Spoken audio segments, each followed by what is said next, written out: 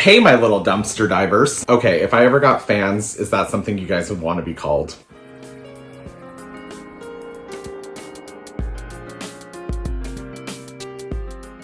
Hey guys, and welcome back to my dumpster fire of a YouTube channel, and welcome back to guess what my haircut was supposed to be, but the lady at the barber didn't listen to me. That's right, a mohawk. And then she gave me this. And she's like, hey, just so you know, I gave you a faux hawk. And I was like, cool, it's 2006. And I'm gonna steal this idea from Beauty Inside a Box, Joey, because he already did it. No, just kidding. I was gonna do this already, because obviously I have something to say about Mattel getting the Disney Princess license back from Hasbro. So we all know that Mattel lost the Disney Princess license in 2016 to Hasbro. And there is a ton of speculation on why that actually happened. And I don't think anybody like super duper knows except for Mattel. Because some people are like, oh, it's because like the Disney Princess dolls were declining in quality and Disney found it disrespectful, or Ever After High was disrespectful to Disney, or whatever. I personally think it was just Mattel disrespecting the Disney Princess brand, because we can all agree that like those dolls were complete and total dog shit at the end. And Mattel was kind of doing that for a couple of years at that point. It wasn't like something that just happened. We all remember the shitty plastic tops and the awful cheap fabric skirts. There was even like a signature line that the Dollist, Adam and I unboxed, and it was awful.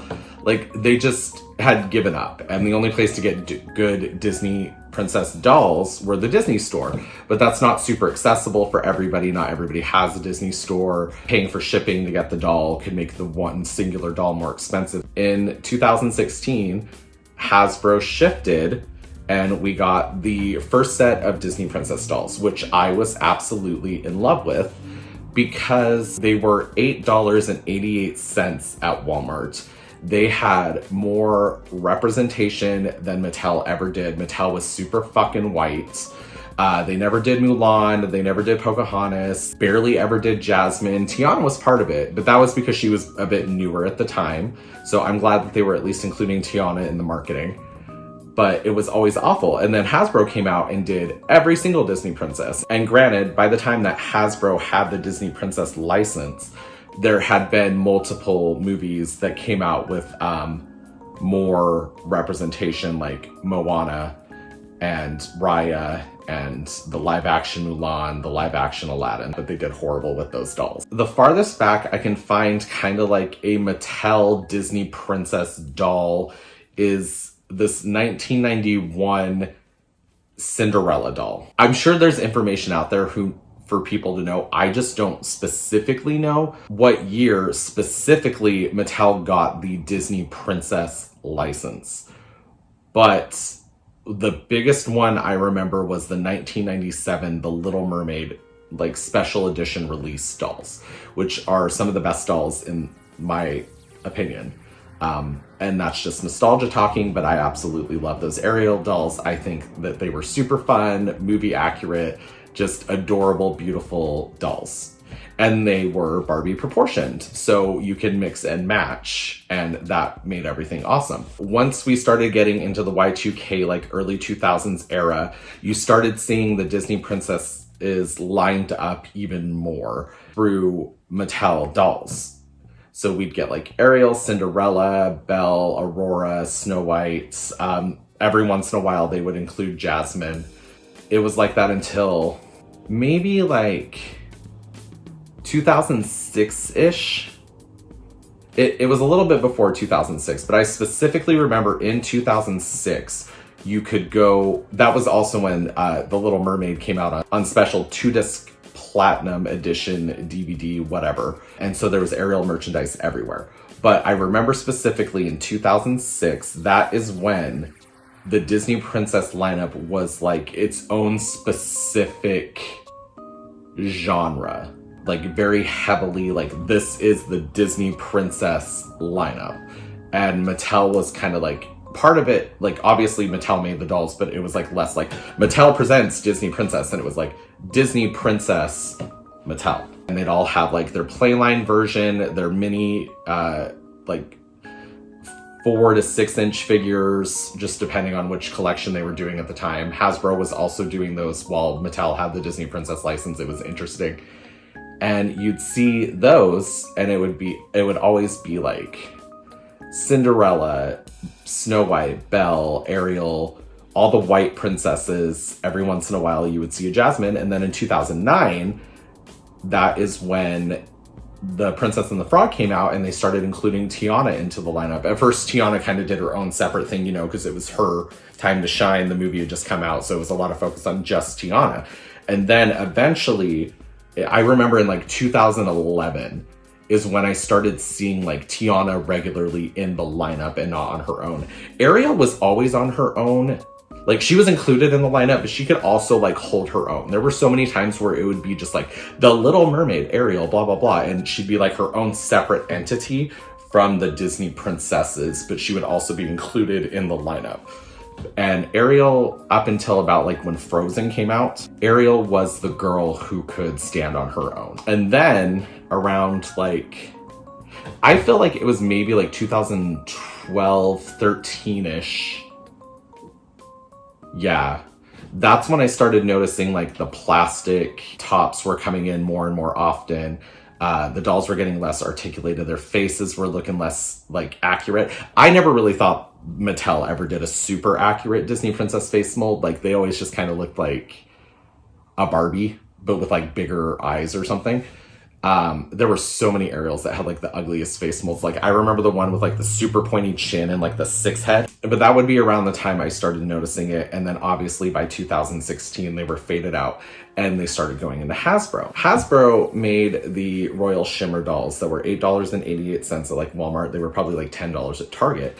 And for $10, I thought they were fantastic because they had like the basic like doll, like 5 points of articulation, but they were super colorful. They had more cartoon-like faces, which I know not everybody likes. They didn't like the big head or the cartoon faces. I loved them. I thought they looked more like Disney characters than anything Mattel had done at the time. I liked them personally. Like, that first run I thought were fantastic. They did have molded on and then painted gloves, but it made it so like the fingers could be on their own and they weren't like the weird mitten gloves that you see on like the Tiana dolls behind me. And I thought they were fine. I'm not a big fan of molded on stuff or painted on details, but it made sense to make their gloves that way. They also had like some separate dolls that would be on their own. Like, there was this gorgeous Rapunzel hairplay doll that came with like the most intricate dress, and it was all these details, and it was just amazing. And that was only like $5 more than like getting one of the basic Playline dolls. Also, it came with like a Belle doll. And there were just all these different like qualities. The girls had bigger feet though, but they had different body types, skin tones, everything. Like, the only thing I really hated in the first lineup was that Pocahontas came out really whitewashed. And then I think the same with Jasmine too. Like, Jasmine had way lighter skin than she actually would. And then right at the end, when Hasbro lost the license, that's also when they started making the skin tones correct. But they always had Tiana. Tiana would come in her green dress. She came in her blue dress, which was like a Walmart exclusive. They always made sure to include Tiana, Pocahontas, Jasmine, Moana, like everyone. They even included Merida, which you saw Merida towards the end of the Mattel license, but she was always included in the Hasbro license. That was probably due to like timing of when Brave came out. As with Mattel, the decline in Hasbro started really quick. I think they did 3 runs of the basic dolls of the Royal Shimmer collection where their dresses were completely fabric dresses. And then they started doing the molded on plastic tops, and I knew it was the end for Hasbro. And they've been doing that for like a while now. They've had quite a few runs of the molded on plastic tops, and I never understood those because it always sounds like it's cheaper to make those dolls, but is it cheaper to create a bunch of new like moldings for every single Disney princess doll than to just keep the ones that already exist and give them fabric dresses? And it's not like they're making them out of real fabric. It's that weird paper fabric that makes it so stuff's easier to print on it. You know, it's not like we're getting like this luxury like silk and cotton fabric. It's just that weird paper one. All of this is just to say that Mattel did a really bad job with the license at the end. Hasbro did a really bad job with the license halfway through. And I am glad that Mattel is getting the license back. I don't super duper trust Mattel. Mattel's going to do a really, really good job with the Disney Princess lineup, like the first run, and then maybe for like 2 years after that. And then they're going to go right back to their shit. But if it wasn't Mattel, I would have loved to see Jakks Pacific get the Disney Princess license, because they did really good with the Encanto dolls for the price point and everything. I thought they did a really good job. I just wanted to get this out on video.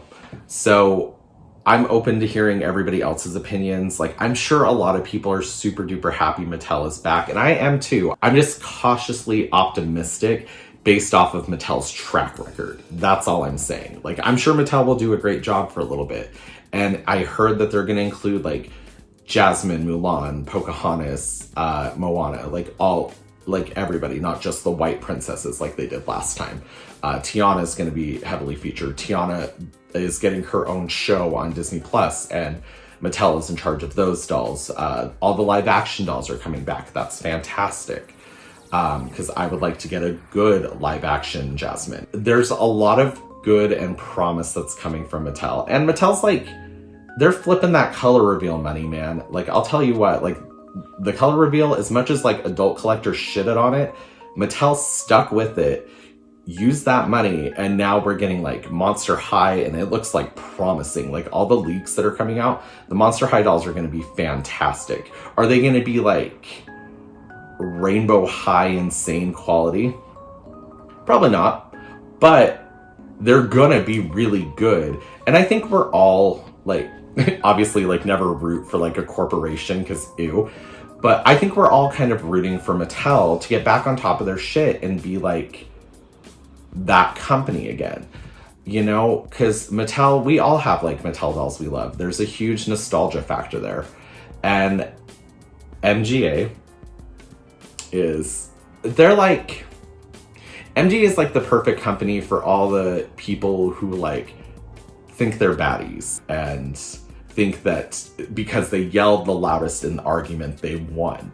Like, those are MGA girls, and that's fine. There's a lot of MGA dolls I really like. Obviously, I love Rainbow High, and even Bratz are starting to grow on me, and I was never a Bratz fan. But there's something about Mattel and Barbie and MGA and all the other like licenses that they've done. Disney Princess, obviously. I'm a character doll slut. I love Ariel. Sorry, this is like all over the place. I didn't really think of it before I came on here. Like I said, I was gonna film this before, but then I had a mid-crit in my architecture studio. We're designing an airport, by the way. Never designed an airport before, so that's been a bitch. But that's what's been going on in my life. That's why I've been so busy. So I didn't really have time to prepare this. I just wanted to go through my thoughts as somebody who has collected throughout the years. I was there in the 90s. I was there in the early 2000s getting these dolls. So I remember what Mattel could do with the Disney Princess license and what they did do with the Disney Princess license towards the end. But I'm excited to see what Mattel will do. I'm excited for these dolls to start leaking. I'm excited to see what we're getting per price point with Mattel, because a couple years back, the basic Disney Princess Mattel dolls were like $10 and under. And now I'm sure they'll be more like $12 or $13 with inflation and everything. But if they can make our $12 and $13 go somewhere, fantastic. We will just have to see. Sorry. Wow. That was so incoherent. Anyway, welcome to my Dumpster Fire YouTube channel. Let me know what you guys think about Hasbro losing the license, Mattel gaining it back. I know people said that they want MGA to make the Disney Princess dolls, but there's no way. MGA does a good job with big fat Betty Boop alien proportioned heads and tiny like stick bodies. Like, that's fantastic. But when it comes to like more realistic people proportions like Barbie or the Disney princesses, we all saw what Dreamella did, you know? Like, I wouldn't trust MGA as far as I could throw it with the Disney Princess license. But Jack specific, hell yeah. But you know, let me know. And I will see you guys in my next episode where I'm rooting for Mattel. I was supposed to open you up while I was discussing this, and I completely forgot.